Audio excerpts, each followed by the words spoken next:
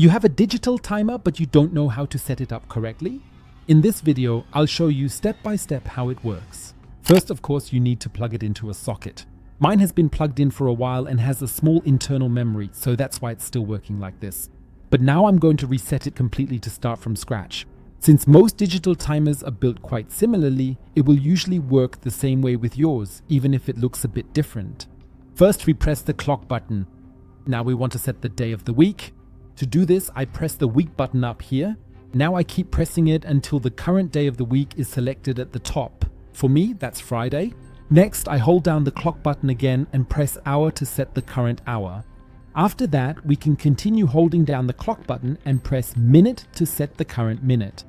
This way, we've already set the current time and the current day of the week correctly, which is important so that our programmed timers will actually work the way we want them to. Now you need to set the timers. To do this, you can press the timer button. Then down here on the bottom left, you'll see 1 on, and if you press it again, 1 off. And so you can keep pressing through and you'll see different numbers, always with on and off. On my timer switch, we currently have 10 individual memory slots that we can program. So we simply keep clicking until we're at 1 on. Now we can select the day of the week again by pressing the week button, and up here we can choose on which day of the week the timer should turn on. Of course, you can select a specific individual day, but you can also choose, for example, from Monday to Sunday, from Monday to Friday, or any other possible combination.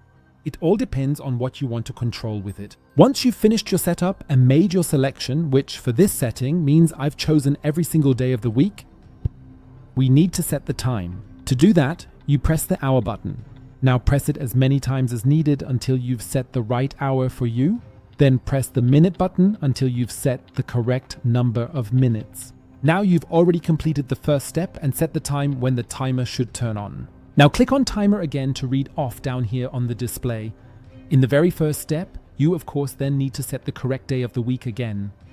Since I've decided that the timer should turn on and off at certain times every day, I'm of course selecting Monday through Sunday again here. But you can also set it, for example, so that the timer turns on a Wednesday and turns off again on a Friday, depending on what you want to control with it. Once I finish setting the time for when everything should turn off again, I'm done and could now continue with the second slot if I want to set multiple timers. If not, you simply click on clock again to return to the main screen where the current time is displayed.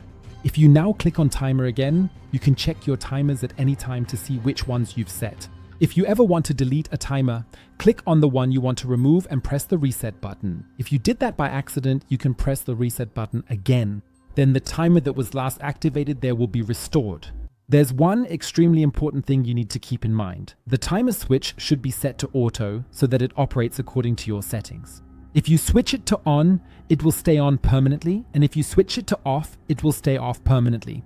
This gives you the option, for example, if it's plugged in and you don't want it to turn on, you can simply set it to off. The save times won't be deleted, but it just won't turn on automatically.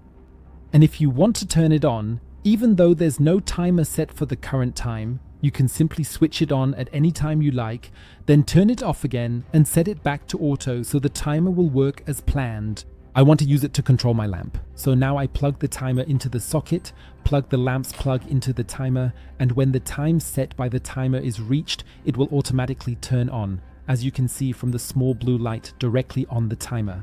If you want to know why you should put your feet in a bag like this once a week, then make sure to watch the video you now see on the screen. Just click on it.